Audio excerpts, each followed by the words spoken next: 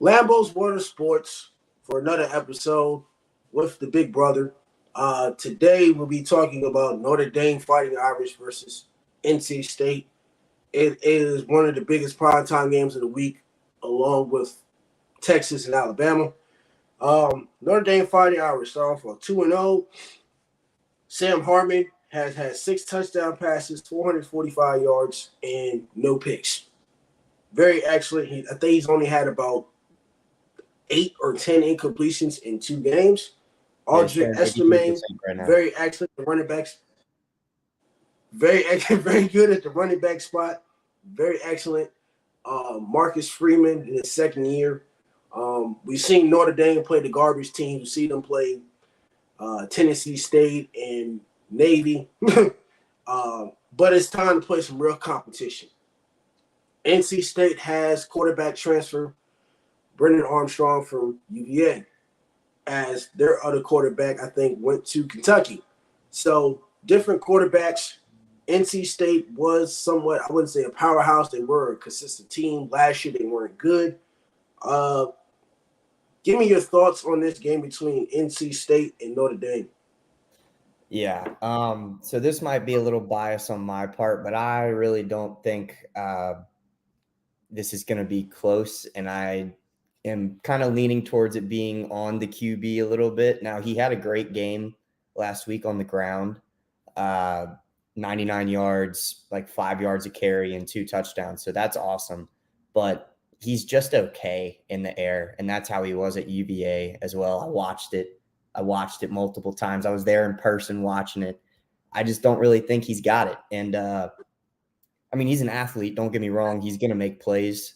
And we saw that last week. And you saw it a little bit at UVA as well when they would go on little runs. And you'd be like, oh, my gosh, is UVA going to turn things around a little bit? And, of course, no, they're not.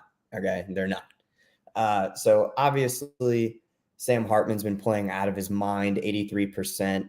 He's got a 225 rating right now through 2 games. Now, obviously, the 2 games weren't against great schools with great defenses or anything like that. But, I mean, at the end of the day, I think the talent gap between these 2 teams is just a little bit too lopsided for me to consider this game a close one.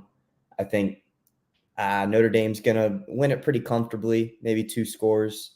Could be like 17-point dub. And I wouldn't be surprised by it. I would be very surprised if NC State can keep this tight throughout the game, especially with how efficient Sam Hartman has been playing. The defense is really going to have to step up. Well, I think this game might be close. The reason why, it's a road game. Notre Dame basically played 2 home games. They went to Ireland. That was a home game. They played a home game against Tennessee State. Okay. What's going to happen with, there's a possibility that this game comes down to turnovers. I think it comes down to if NC State is feeling good, they get the ball first, they possibly score. Now, if I want Notre Dame to dominate, yes. But I'm a realistic person. I'm a realistic human being. I think when things are on the road, things don't really go well for Notre Dame sometimes on the road. They're a good road team, but they're not at home. I think home field advantage is very, very important. Notre Dame, Gerald Parker, the offensive coordinator, he's going to have to mix everything up. You're going to have to run. You're going to have to pass. It's going to have to be 50-50. But what you're going to have to do is use Chris Tyree. All right? Chris Tyree's played special teams. He hasn't really played too much of a receiver. And he did play running back, but you took him out the spot. And I guess Estamine was better. And I guess Cam Akers, by the way, some Notre Dame running back that played while Chris Tyree first came there, took his spot. So we ain't seen too much of Chris Tyree. Chris Tyree probably has to be a big factor. By the way, he's an alumni from Thomas Dale. By the way, LC Bird got smacked by Thomas Dale, but we're on the Monacan on Friday. Nothing to worry about. But at the same time, Notre Dame has an 80% chance of winning. Notre Dame should be able to win, but I'm not saying that with some confidence because I don't like underestimating our opponents. And with Notre Dame's schedule, they do have a chance to be a top 4 team.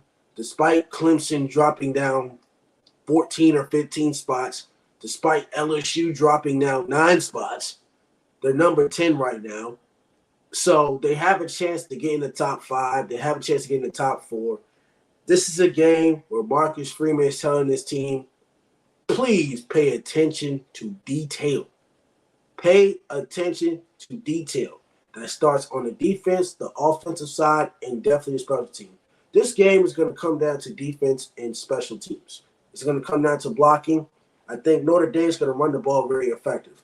We haven't seen NC State.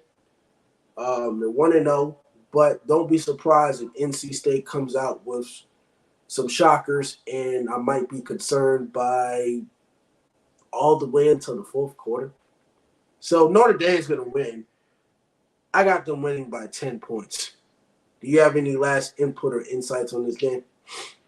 Yeah, so I agree with you. It's definitely going to be a heavy emphasis on the defense. The NC State running back room is pretty solid. They obviously, we've only seen them play one game, so I don't want to get ahead of myself or anything.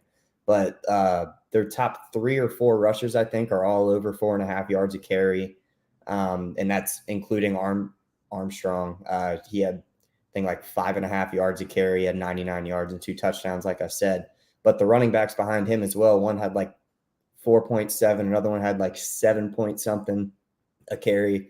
And again, it's one game, so I'm not going to jump the gun here and say that they're going to run it down Notre Dame's throat. I do think that the Notre Dame defense, and especially the defensive line, can handle the O-line of NC State. And if you get enough pressure on Armstrong, he's going to make mistakes.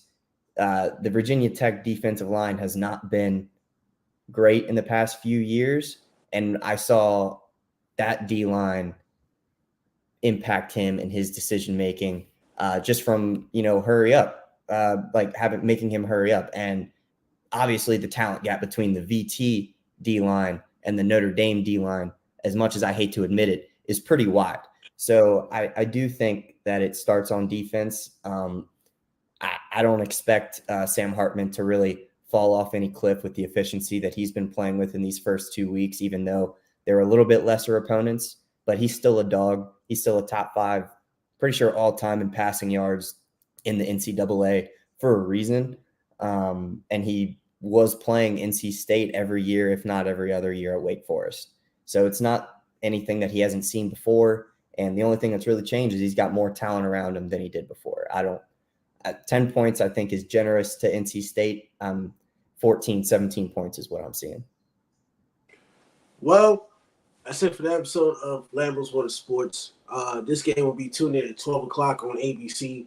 And by the way, it'll be at the same time as Virginia Tech and Purdue. I think they play at 12 o'clock as well. So I'll be watching both games, and that game will be previewed tomorrow. But Lambeau's World of Sports featuring Big Brother. We'll be catching you on the next episode. We'll be going over the film study of 3 games of what teams could be doing better. It's a new edition called Inside the Game. We'll be catching you in the next 15 minutes. Adios, drink your beer.